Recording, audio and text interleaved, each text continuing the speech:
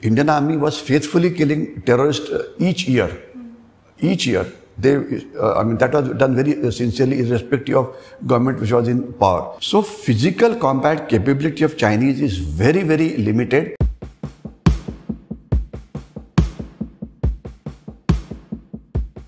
It's only the second week of August, and we are already witnessing volatile developments brewing across the globe. First, the United States take over the Al-Qaeda leader Al-Zawahiri in Kabul. Then the most anticipated Nancy Pelosi's visit to Taiwan. And of course, the recent development of Israel bombing of Gaza in yet another preemptive operation. Political climate across the globe has rife with tensions. Unfortunately, there isn't yet a concept of holiday for wars and conflicts. Welcome to Speaking Territory, a podcast by School of International Relations and Strategic Studies, University of Mumbai. I'm Simran Upadhyay, and we have a special guest with us today. Today we have amongst us Brigadier Hemant Mahajan, YSM. He is an army veteran and security analyst who will help us navigate through these geopolitical developments. Sir is a decorated retired Indian Army officer, an alumnus of the prestigious Indian Military Academy. He holds an MSc and MPhil in Defence Studies. He was commissioned into 7 Maratha Light Infantry. He has served extensively in counter-insurgency operations in insurgency and terrorist-prone areas of Jammu Kashmir, Punjab and Northeast. He was deployed in Punjab in Operation Abad. He was always involved in maintaining peace post-Operation Blue Star. He served in the areas of Darjeeling, Kurseong, Siliguri and Sikkim. He commanded his battalion 7 Maratha Light Infantry in Operation Rakshak in the most difficult areas of Poonch and Rajouri during the times of highest militancy. His unit was awarded Unit Citation and 18 Gallantry Awards, including YSM, for the officer. Thank you for taking time and joining us, sir. We are honored to have you here. Thank you very much. Looking forward to interacting with you. Yes, sir. So, sir, my first question deals with the red-hot topic of China and Taiwan. A lot has been written and spoken about the bold move of Nancy Pelosi's visit to Taiwan and also the display of Chinese aggression. But, sir, from you, we want to know what are your thoughts on Taiwanese military strategy? A lot has been written about porcupine strategy. How do you think Taiwan will defend and tackle China? See, if you look at a physical war between China and Taiwan, what you're talking about porcupine strategy is what will come into existence. But today, China is not fighting that physical war with you. And I, as a military veteran, think that China invading Taiwan through the Strait of Taiwan is most unlikely for many reasons. I can tell you why later. But physical war, the kind of war that we saw in 1971 with Pakistan or 1965 with Pakistan, etc. This kind of a war is very unlikely for the time being, for many reasons. So, porcupine strategy is for physical war. But what China is doing right now is what in our army parlance we call it as hybrid war. Some people call it grey zone warfare. Some people call it unrestricted warfare. Some call it multi-domain warfare, which goes on for 365 days a year. Unlike a conventional war, which will last for 3 weeks, 4 weeks, 5 weeks, 6 weeks, etc. So, in this hybrid war, what is China exactly doing to Taiwan? Number one, they have blockaded the Taiwanese coastline. So international trade has come to a halt. So basically economic subjugation of China, of Taiwan, because Taiwan has to export things, Taiwan has to import things, So that is an economic blow. That is number one. Number two, they have also blockaded them from the air. Not completely really, but since fighter aircraft are flying, so therefore not easy to sneak in, So therefore international traffic is stopped, tourist traffic is stopped, all economic activities come to a halt. Thirdly, this time, what they did more than what they have done earlier. Last almost 2 or 3 years, the Chinese Air Force every day flies into Taiwan airspace. I hope you understand the difference between Taiwan airspace, conventional airspace and actually space, up to 30,000 feet from the ground is supposed to be airspace. Above that is supposed to be actual space where nobody has a control. Okay, so they are flying into Taiwan airspace, meaning invading Taiwan boundaries. 30, 40 fighter aircraft at one time. Moment they come inside, then the Taiwanese Air Force takes off. So since there's a reaction time of about 4-5 minutes in between, the moment Taiwanese Air Force comes, they go back. So every day a cat and mouse game like this is being played. As much as 4-5 times a week, they are carrying out this kind of activity. That is number one. Number two, they said we are going to carry out physical exercises. What is exercise? You do everything that you do in a war, except you're not firing live bullets. So their ships are there, their aircrafts are there, their army is deployed there in areas. And if at all China attacks Taiwan in a physical war, they will have to carry out what is called as the amphibious operations.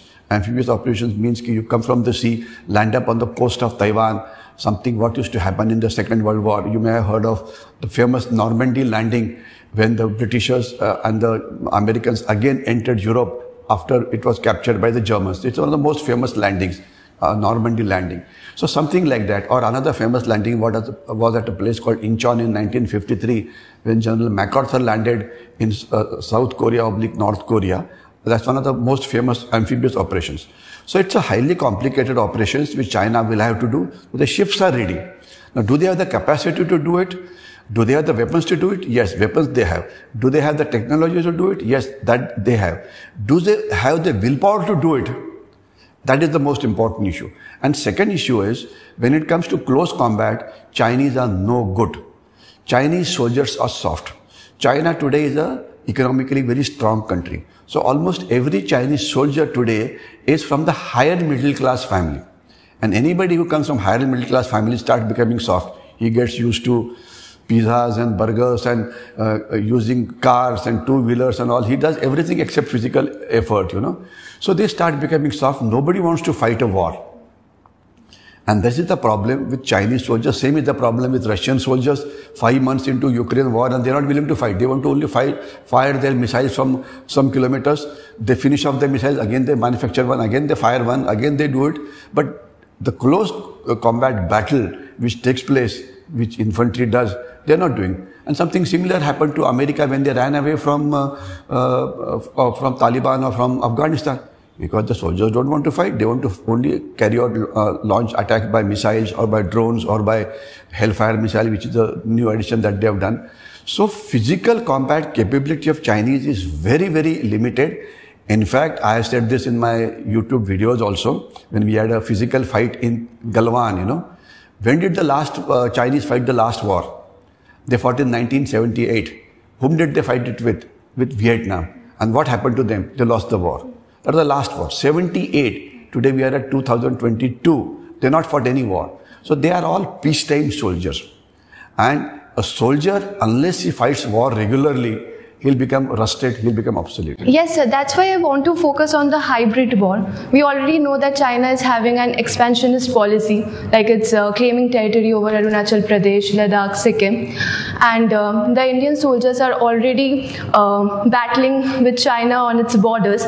But there's also another force, that's the economic force, what you were talking about. How do you think China is using the economic leverage to start a hybrid war? And how do you think will China be able to sustain it?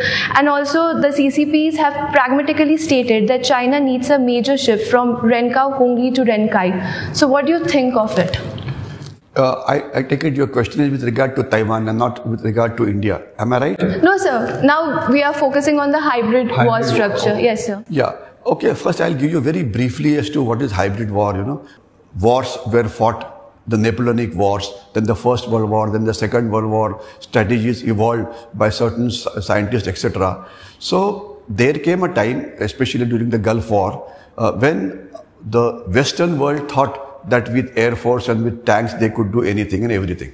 Of course, in Gulf War the enemy was very weak. In fact, there was no enemy. They just bombed the hell out of them and ran and just captured the area.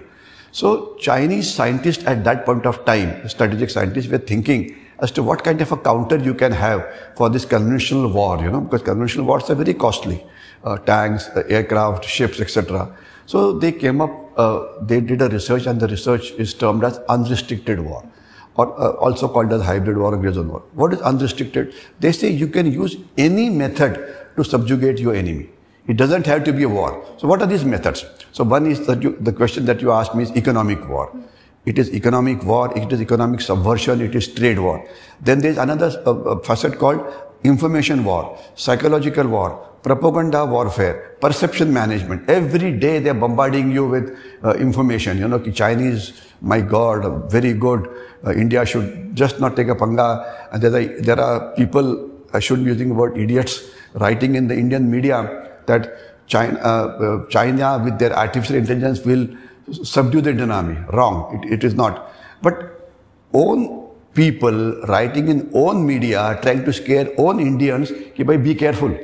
So information war, disinformation war, propaganda war, psychological war, perception management. Another set of things is invading your area of influence, meaning your neighbors, etc. Inroads into Pakistan, leave Pakistan, but inroads into Nepal, inroads into Maldives, inroads into Myanmar, etc. and trying to subjugate your interest there. Then there's another thing called, they call it legal warfare. Getting into India, using India's legal system to subdue Indians. Okay, and one example is, which is in limelight right now, that there are 3-4 phone makers of China who are manufacturing mobiles here. Now these people, the ED has found out that they have evaded taxes worth $5.5 billion or such figure. Very huge taxes they have evaded. They have broken the Indian laws. So what do? They go in the Indian courts and say, and Indian courts, so I would say, I mean, I don't want to use unparliamentary language. When 3 crore cases are pending in High Court and Supreme Court, they give a priority to Chinese hearing. Where is the need to give priority to them? So this is using our legal system to, hurt us economically. Then they help our enemies, especially Pakistan. They give arms aid to, say, a country like, let's say, Bangladesh. 2 submarines given. Bangladeshis, whom will they use submarines against? There's no enemy that they have. So Bangladesh submarines are being piloted by the Chinese, who are basically using it for carrying out surveillance and recce of Bay of Bengal, especially for creating a problem in the Andaman Nicobar Sea. Then thereafter using their diplomatic power. India was trying to ensure that Hafiz Saeed, or whoever that person was, to be declared as a global terrorist. They stopped it. They said, no, he's not a global terrorist. And people listened to it. We wanted to get into nuclear supply group. They stopped you.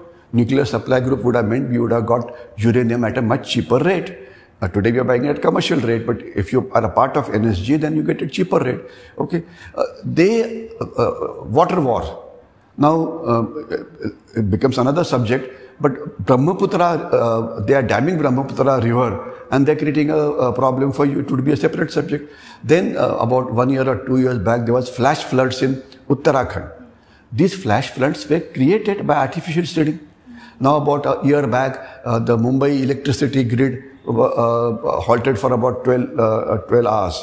Now Mumbai is the economic capital of the country. Who did it? Obviously the Chinese did it. Okay. Cyber wars. In fact, talking of Taiwan, they have the cyber attack launched against Taiwan have been the heaviest ever in the world, heaviest ever. And they tried to attack. The good part was that Taiwan is also a strong strong technological power. So they have been able to defend it. They have not been able to disable the systems. So technological this thing, or call it a data war. That's another new subject. Now, data is a fuel of future, it will replace oil in the days to come. Now, today, 50-60% of the phones used in India are Chinese make. So, you spend 25,000-30,000 rupees from your pocket, buy a Chinese phone. So, what have you done? You have paid 30,000 rupees to China to keep a Chinese Gupta or a Chinese spy in your pocket. Because he can find out whom have you spoken with, who has spoken to you, what has been your economic transaction, where all you have been all over the place. Your smart mobile is like your Kundali in good old days. Kundali used to tell you as to what is your present, what is your future, what does it hold, etc. So data war. So they have perfected it so much. Regime change. Now since you are students, let me tell you this also. Now China had a China Study Center in Mumbai University. We took up a case to say it should be stopped. They call it Confucius Training Centers, etc. Chinese language is okay, but what they do, They, get one or two professors on their side, take them to China. When these professors come back, they'll start writing for China, get students to go to China, and then they'll start saying, no, China is good, the human rights record is good, India should not worry about settling the border dispute, but India should carry out trade. This is exactly the language of Chinese. So you name a domain, and they're doing it. Now, we thought we did a great job by banning Chinese apps, etc. It was a good job done. Most of the apps are backed by different names. Yeah. The names have changed. You don't have that name which was existing earlier. So Chinese way of fighting is, you have to keep on doing constant research. They are really past masters. India is the subject of Chinese hybrid war. Yes. But I must quote you two examples. Great Britain is going to go for elections.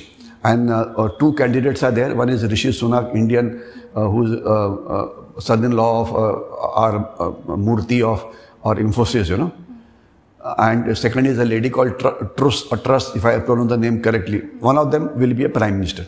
What do they say? They say China is the biggest enemy of United Kingdom. And how I could go on for next 1 hour, So, sir, basically you are saying that China is using different way to intrude and infiltrate. So that brings me to the next question, because I've been reading your articles and I quote you, you have written, security challenges to peninsular India has increased many folds ever since removal of Article 370. So we are witnessing a new era of terror attacks. New methods are being devised. As you said, there are new methods of infiltration. It has shifted from land to water borders. So can you just explain how serious studying these shifting patterns is important to India's national security, and how the removal of Article 370 has been significant for that? What happens is, to tell you very frankly, when you write an article, you have to put in something current in it, Yes, so sir. When 370 was removed, every article that you wrote at that time had a mention of 370. Yes. Okay. So, 370 removal was a good thing. Because, I would have given you a book of mine in which I've written a whole thing on Article 370, but that book has been sold off. But 370 was a positive thing to happen, and what the J&K people have to realize is that they're not special, they're as special as any other Indians. Okay, whatever rights other Indians get, Maharashtrians get, Gujarati get, the same right they'll get, not even 1 inch less or 1 inch more. So that's somehow that this thing was there. And secondly, because of this power of state government, the central agencies were not active there. Agencies like income tax, agencies like CBI, agencies like ED, agencies like many things, So good things happening in the rest of the country were not available there. So now what has happened is, terrorism, Indian Army was faithfully killing terrorists each year. Each year. That was done very sincerely, irrespective of government which was in power. But what was not being tackled at that point of time, before Article 370, was the supporters of terrorists. Meaning, because terrorists require supporters. Somebody has to motivate youth to get recruited as terrorists. Somebody has to give them money. Somebody has to give them guidance. Somebody has to organize their training. Somebody has to carry out coordination. Somebody has to provide them intelligence. So this is what a terror attack requires. And this is done by the supporters. And the biggest supporter obviously was Hurriyat Conference. Now more or less Hurriyat Conference has been nullified. Yasin Malik is in jail today. He had murdered 5 Air Force people. Imagine, he murdered, whole world knows that he murdered 5 Air Force personnel at a place called Avantipur, and he was let off. Government of the day said, no, we were not going to proceed against him because he's a Gandhi. My foot, he was a Gandhi. Okay. So what I'm trying to tell you is where it's on record that he's murdered 5 people, and the case finished off in 1 day in the court, and today he's been given a life imprisonment. So similarly, the other person passed away. So Hurriyat Conference was a big humbug, and they were a big nuisance, and they created a lot of problems. So now these supporters of terrorists are being tackled, which is a very good thing to happen. Third thing that has happened is that a lot of economic development is taking place there. Economic development was not taking place earlier because of many reasons, but one thing that can help to revive the economy of Kashmir is tourism. Okay, because it's a beautiful place. Do you know today 87 lakh tourists have visited J&K this year. This is the record ever, you know. Earlier in Srinagar, 5 or 6 flights used to land in a day. Now chartered planes are landing there with about 45 to 50 flights landing every day. In Ladakh, population of Ladakh is about 3.5 lakhs. Ladakh earlier was a part of J&K, that's why I'm including Ladakh. The tourists who have visited Ladakh is more than the Ladakh population. Okay, so that brings lot of peace, lot of stability. It gives people employment opportunities, especially in difficult areas, etc. So a lot of good things have happened, and I am sure it will continue to happen. Now, the second part of question that you asked was about the infiltration, moving from land to water border. Land to border. This actually, this article on Peninsular India was written with regard to a think tank, you know. Peninsular India has challenges, but the challenges have changed. Okay. Peninsular India basically means India is, we got coastlines from 3 sides. In fact, this is Peninsular India, as was shown. If you can see it, you know. Yeah. This is Peninsular India. So, Peninsular India, the challenges have changed in the sense that earlier you had a 26/11 attack. Then you had a blast in 1993 when they landed explosives on the border at Raigad in Maharashtra, and then they came to Mumbai and there were 13 blasts. And then every second year or every year there used to be bomb blasts in Mumbai or in Pune or bigger cities. Now that is stopped. Now if you see post 2014, there has been no terror attacks outside Kashmir Valley. Outside Kashmir Valley. Why? Because of many reasons. I think we are short of time frame? Yes, I know these subjects are endless. You can maybe interview me later if you want on a Zoom link or something, you know. Yes, sir. But sir, because we were talking about Kashmir, and you have commanded a battalion of 7 Maratha light infantry during Operation Rakshak, and at that time militancy was at its peak. Can you just give, like, of course, as you said, that it will take long time too, but can you just summarize, like, what was Kashmir's situation then, and how do you think it has changed over the period? See, what happened was Kashmir terrorism is a part of what is called as Operation Karakoram, which Pakistan launched after losing the 71 war.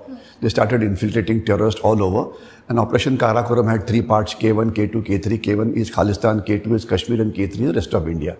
So let's forget Khalistan, come down to Kashmir. They infiltrated terrorists into various segments of the Kashmir society, in the police, in the bureaucracy, in the politicians, in NGOs, etc., etc. And suddenly, 83 onwards, violence started. They thought the violence will be controlled by police. It could not be. 1984, Indian Army was deployed when we were deployed there.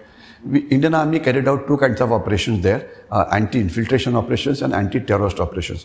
Anti-infiltration operations meant that we were guarding the 780 kilometers of line of control, and there we were ensuring that Pakistani terrorists were not able to infiltrate into India.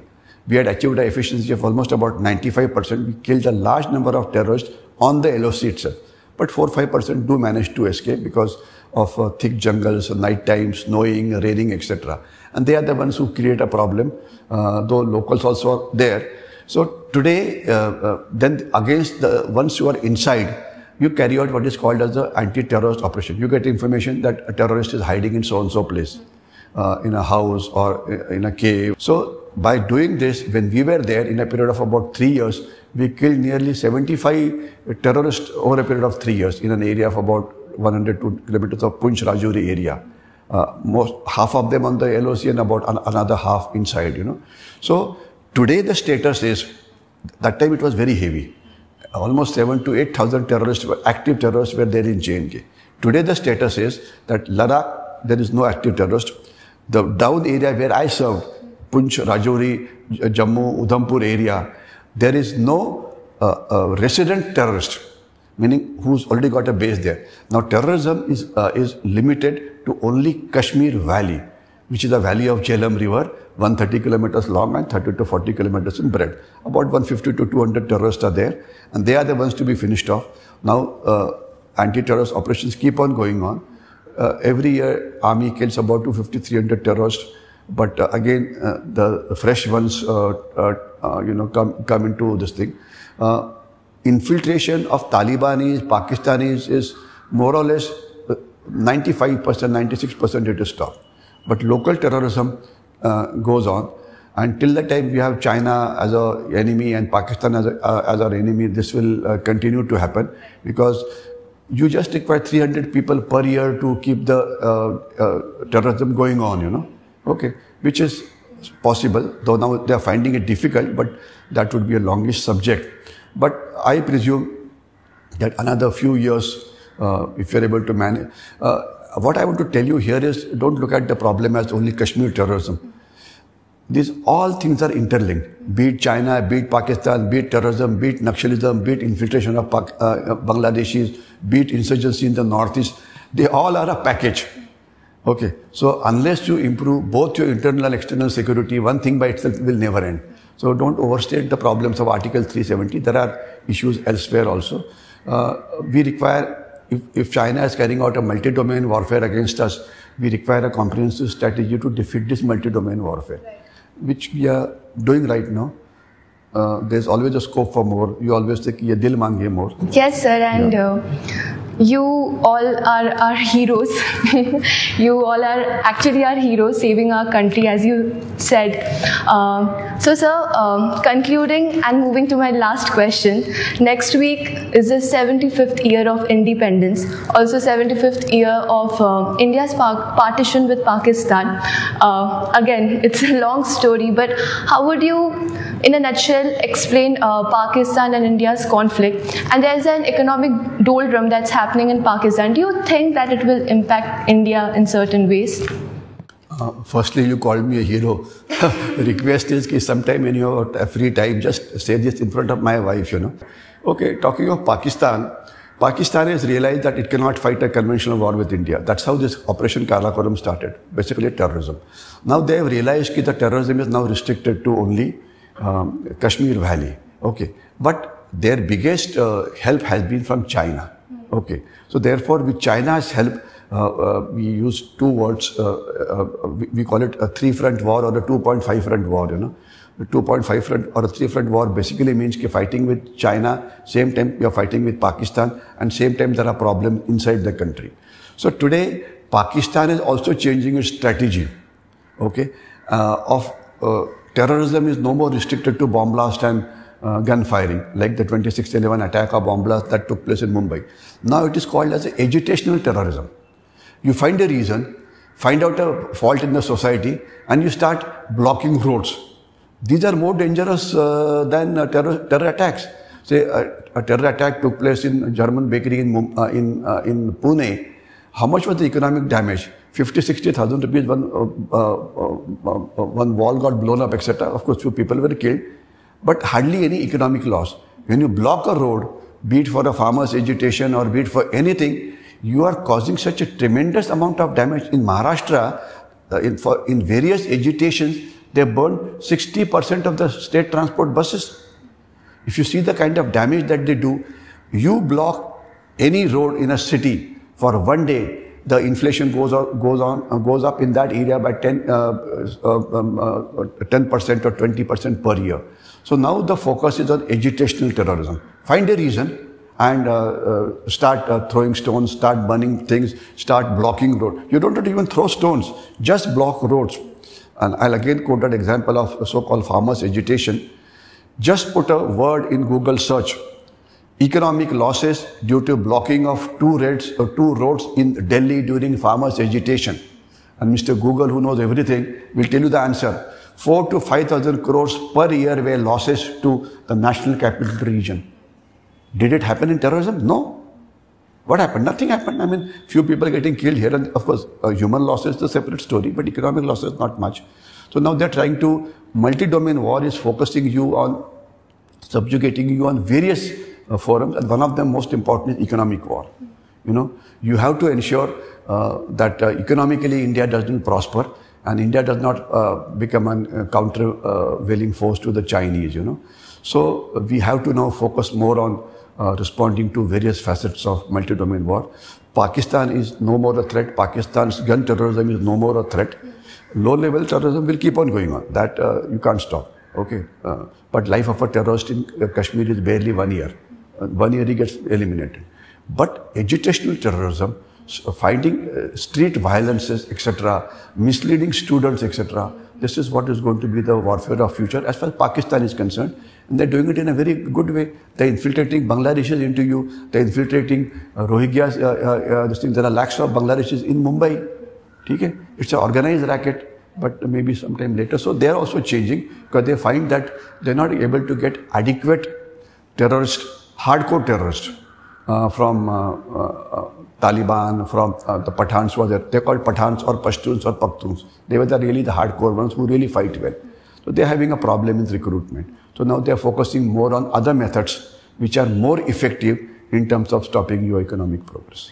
Okay. So, sir, as you said that the Google sir knew all the answers, today it was you for us.